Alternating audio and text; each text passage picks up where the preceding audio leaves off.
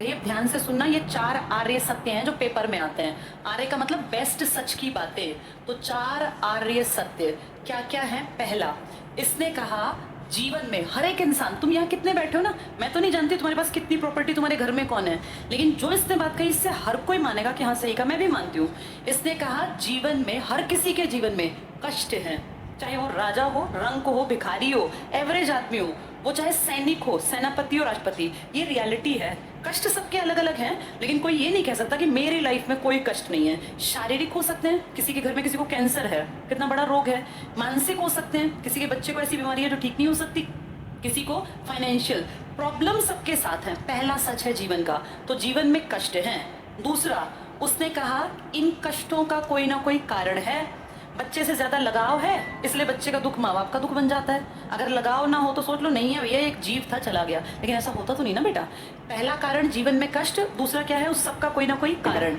इन दोनों को सुन के हमारे मन में निराशा आती है कि यार सबकी लाइफ में कष्ट है और इस कष्ट का कारण है, लेकिन हम दूर नहीं कर सकते। इसने कहा नहीं, दूर कर सकते हो। इसने कहा मैं तुम्हें ऐसा मार्ग बताऊंगा, तुम दूर कर लोगे कष्ट। तीसरा, इसने अच्छी बात क्या कही कि दुख जो है ना, दुख वो दूर हो सकते हैं। पॉजिटिव बात हो गई बेटा ये। इसे कहते हैं आशावादी, कि अच्छा दुख दूर हो सकते हैं। चौथा, इसने कहा कैसे दूर करोगे दुख। इसने कहा 8 रास्ते बताऊंगा, उसको मान लो कि जीवन में कोई कष्ट होगा ही नहीं। इसी को कहा जाता है उपाय, कष्ट दूर करने के उपाय। आगे जाके ये उपाय ही क्या बनेंगे? अष्टांगिक मार्ग, 8 रास्ते। जब मैं तुम्हें पढ़ाऊंगी तो तुम्हें भी फील होगा कि हाँ यार ठीक कहा इसने।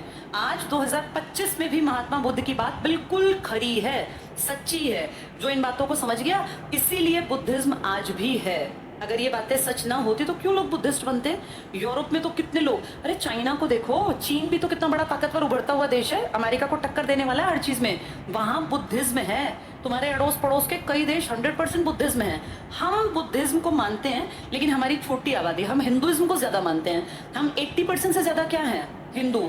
उसके बाद हम हैं मुसलमान, मैं मेजोरिटी की बातें कर रही हूँ। उसके बाद जैनी और बौद्ध आते हैं। लेकिन बेटा कई देश तो ऐसे हैं जिनकी बड़ी आबादी महात्मा बुद्ध को फॉलो करती है। श्रीलंका तुम्हारा पड़ोसी, इंडोनेशिया, जकार्ता, मुझे तो भी मानता है कि चलो ठीक है मैं भी एक बस वैसी इसकी शिक्षा के लिए, लेकिन तू एक काम करा सकता है, इसको कह दे औरतें भी अधिकारी हैं, अच्छी शिक्षा औरतें क्यों ना लें, हम लोगों की भी एंट्री करा दे अपने संघ में। आनंद ने जब कहा ना इनको, तब आनंद के कहने पर ये मान गए, लेकिन इन्होंने कहा था कि आनंद तेरे कहने पे कर तो रहा हूं मैं एंट्री इनकी, लेकिन मेरा संघ 1000 साल चलता, मैं तो मर जाता पर संघ चलता। अब ये 500 साल में खात्मे की तरफ या बट जाएगा। और बेटा महात्मा बुद्ध की बात सच साबित हुई, क्योंकि इनका संघ आने वाले टाइम में ही बट गया। जब तक ये थे तब तक ठीक चला।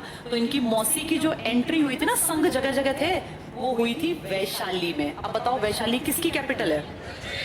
जी। तो इसकी अपने पिताजी की प्रॉपर्टी है कौशल, कौशल के साइड में वैशाली। वहां जाके इसकी मौसी ने किसको कन्विंस किया था? आनंद को। इसका फेवरेट शिष्य आनंद क्यों बना वो भी सुन लो। याद है जब अपना घर छोड़ा था, एक नदी क्रॉस, क्या नाम था नदी का? अनोमा। उसके बाद ये एक उपवन में रुके थे ना 7 दिन, उस उपवन का नाम एग्जाम में आता है, उसका नाम था अनुपीर, जंगल था बेटा।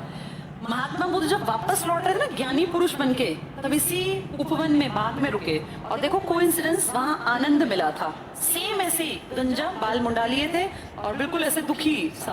तो इनको फील हुआ ये लड़का ऐसा ही है जैसा मैं था 6-6.5 साल पहले। तो उन्होंने उससे बातचीत की, उसने बताया जी घर त्याग दिया, मन नहीं लग रहा, बहुत परेशान हूँ। तो कहा मेरे साथ मंडली में आ जा। इनको आनंद में अपना वो यंग एज वाला सिद्धार्थ दिखा, तब से आनंद फिर इनके पीछे पीछे इनका फेवरेट बन गया। तो आनंद के कहने पर वैशाली में